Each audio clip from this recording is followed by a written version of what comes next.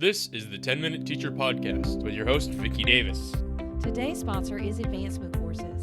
Stay tuned at the end of the show to learn about 10 top things to do and top topics to learn for teachers this summer. We need to learn, but can't we have fun at the same time? Now, on to the show. We're talking to my longtime friend, Dean Shareski, who is Senior Partnership Consultant at Advanced Learning Partnerships. And he has a somewhat recent book, Embracing a Culture of Joy. Now, I want to give you a warning. Dean has this joyful something or other gadget in his office that I don't know what it is, but he's going to use it, and we'll see if it pulls in on the conversation. No.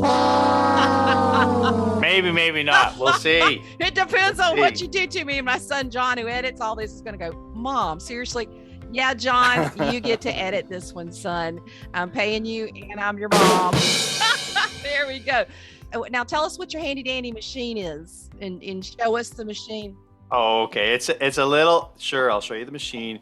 It's called a Stream Deck. When the pandemic hit and we were doing everything via Zoom, I was just, kind of tired of sort of the traditional ways in which we engage, share PowerPoint, whatever. So I kind of upped my game. I'm using something called OBS Studios, which is a free piece of software that allows you to do kind of some interesting things, but then also added this little deck to it. And so I can pipe my audio, not just through my mic, but through my computer and play these sounds. And it's, again, as I said, it's not even just so much when I'm presenting, but I find in meetings, like all of us, we're in 18 billion meetings a week. And, just to sometimes spice it up, I'll just, I don't, try to use it judiciously.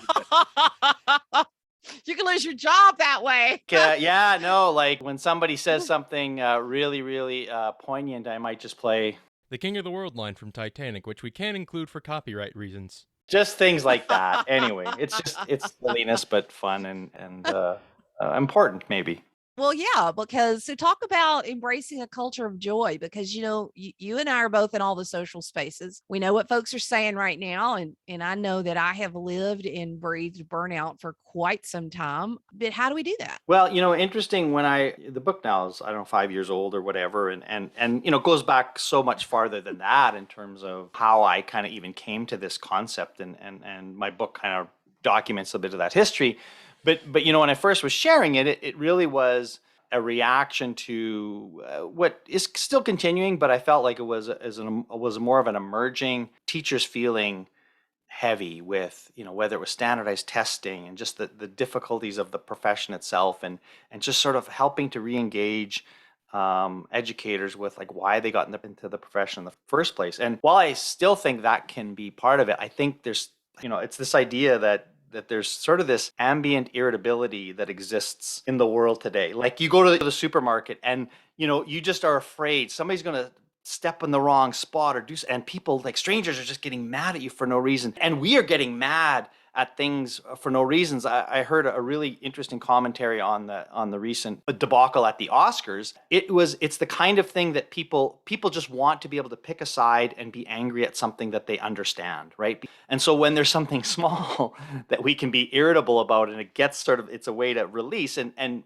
at some point maybe that's good, but at the same time we have to be super careful that doesn't overtake our lives. And I think anybody who's an introspective, reflective person has probably come to that point where they realize, okay, just, you know what, you're being a grouch. You're forgetting so much of the great things that we all have and experience, and you're letting everything else take over. So it's a bit of a way to kind of like just reminding ourselves like, hey, there's so much goodness and wonderfulness out there, and joy being, not this fleeting idea of happiness, but something that's really that really lives with us, that's this disposition that we carry with us, that we see it in so many things. Well, as we record this, I'm on my day 39 of not being able to walk with getting my broken foot fixed. And the other day I told my husband, I am so looking forward to doing laundry, to washing dishes, to cooking, to going to the grocery store, to going to my classroom. So many things that I thought were problems 3 months ago, to me right now, it's like, let me at them, give me life. The opportunity to get out and be around people is a joy. And we've got a lot of difficulties, but we've gotten a lot back in the last year as well, along with the difficulties. So for me, my attitude adjustment has been this cast. I mean, yeah, I mean, health is, anytime you get a health setback, I think most people are like, oh man, I forgot how wonderful it is just to be able to walk and to not have pain. I mean, Breathe. yeah, breathe. Like, and that's the part, like you look at people who have like, ongoing chronic pain or whatever, and the fact that so many of them overcome those things and still see joy. It's like, okay, if that person can figure it out, surely to goodness I can figure out a way to see. And I think your point that I build on is like when you talk about doing laundry, sometimes it is those little things. And in education, there's so many little experiences that happen every day, just the interactions you have with children and with other adults. I often ask people to think about the insignificant things that other people might miss, but you notice. Like you notice the fact that your colleague always comes in and make sure the counters are clean in the staff room, right? And that you notice that and you take delight in that. Or that a kid, this was one of my favorite stories from the pandemic. As soon as this, the pandemic hit in March of 2020 and everybody went online, I was talking to a high school teacher who always had this daily interaction with another student who would always say, hey, Mr. J, how are you? And it was like kind of a nothing, just a routine thing. He started texting him every day. Hey, Mr. It's the same kind of exact cadence of, hey, Mr. J, how you doing? Whatever it was. And he did it every day at the same time, every day. And it was like, that's a joyful thing that like, yes, I'm going to do that with you and we'll keep doing it. And again, it wasn't, some grand gesture or anything like that. It was just like, that's the human connection that we desire and that we live off. When I went for surgery, students wrote notes to my doctor, and the nurses brought in these big, huge cards, and we pray at my school. So a lot of them were prayer cards. And as I'm waiting, which it was about a 7-hour wait actually, and not having eaten. So I had a lot of time to talk. The nurses were weeping at just the kindness of the kids. And, there's just so many little things we do have that are beautiful, the beauty of human connection. And I know it's difficult, but for me, having this reflective time, I'm reminded of what we do have.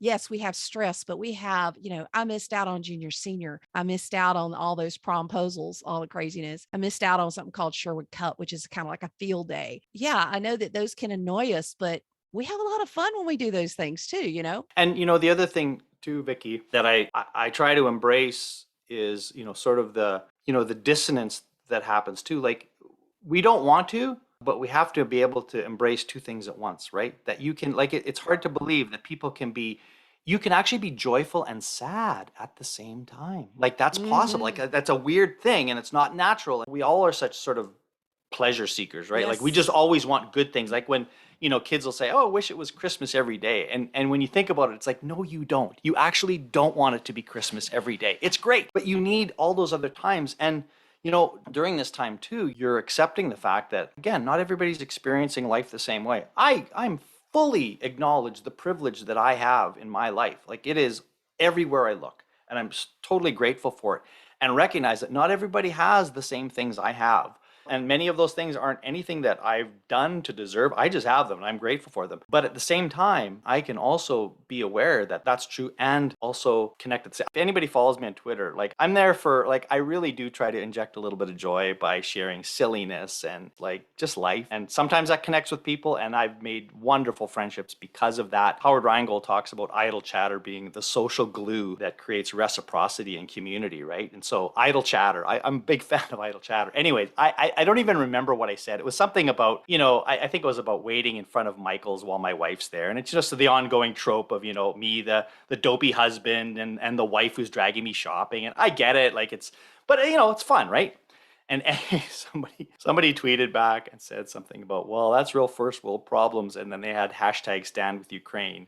And it's like, I get that you're probably in your moment in time, that's the thing that's top of your mind. But like, the world is happening while all of these horrible things are happening, and to not say like, yeah, both can happen. I can have fun, talking about my relationship with my wife and marriage, and also be concerned about what's happening in Ukraine. Like I can do both And we have to do both, right? And it was just kind of, and I Yeah. just, I kind of had Yeah. to say to her, I said, listen, I said, I apologize, but I said, I've been pretty clear about what my Twitter account's for. So I said, like, it's easy to unfollow me and you wouldn't hurt my feelings at all if you did. And again, that's people's choices. I get that. And I think that's the other thing, is that we honor that everybody sort of comes at it with a different take. I mean, we talk, sort of the challenge of toxic positivity that sometimes emerges, and I don't ever want to be guilty of that, because it's not about whitewashing the bad. Like, just because you celebrate the good and just because you feed your soul through joyful things, it doesn't mean that you're ignoring the fact that the bad things happen, and, Right. and there are problems in the world and in our schools that need to be addressed. Absolutely not. But again, it's that idea that both of these things can be going on at the same time.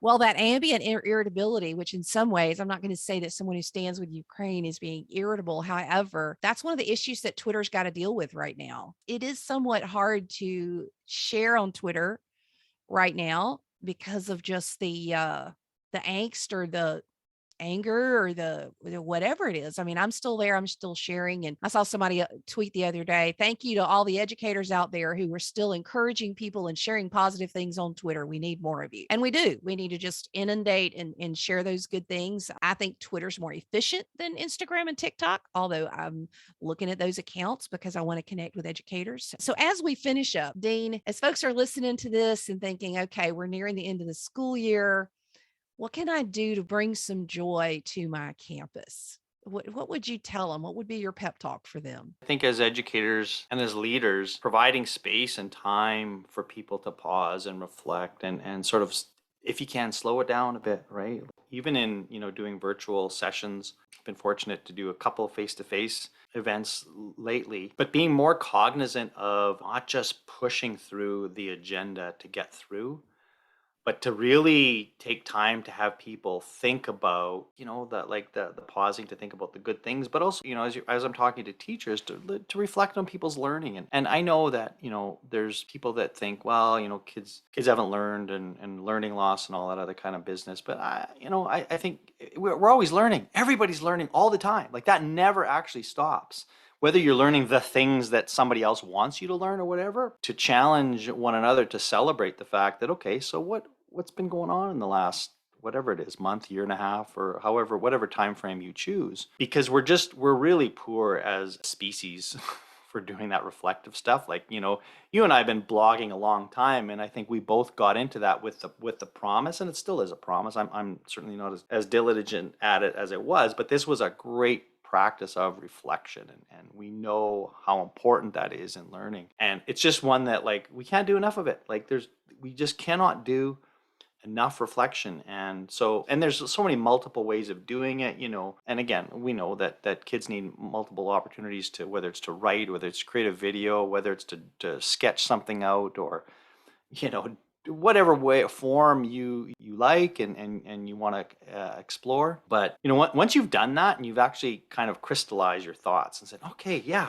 boy, that was good, I did kind of, that's what's going to encourage you to kind of keep going. So I think pausing to reflect would be my tip for teachers.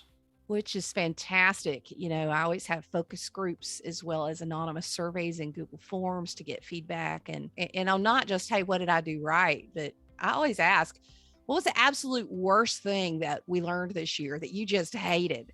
And then my goal is that the next year it'll be turned into the best, because I feel like if I'm a great teacher, I could turn that around and make it a great lesson. Absolutely. And it's happened before, and it's always very fulfilling. So Dean Shareski, Shareski on Twitter. I don't know how long you and I have both been out there on Twitter, but it's been a while.